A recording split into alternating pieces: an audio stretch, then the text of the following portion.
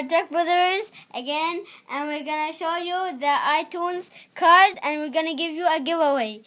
It's a $50 iTunes card, and it's not fake; it's real. Yeah, and how to give it? Now, if you commented 10 times and you put the where do you live? Yeah, tell us where you live and like and subscribe. We will pick 5. And when we pick 5, we'll put it like on a lottery thingy. And then we roll it and we'll pick 5. We'll pick 1, out of 5. And the winner will get this iTunes gift. We send it on post. If you want it, here it is. You just need to click, comment, and subscribe, and comment 10 times. Like, here it is.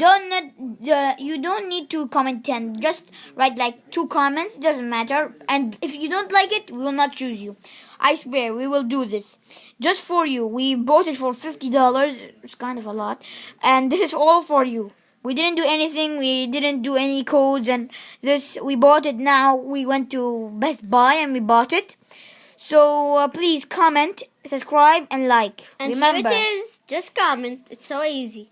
Really, we're gonna pick 5 people out of 1. And the winner will get this.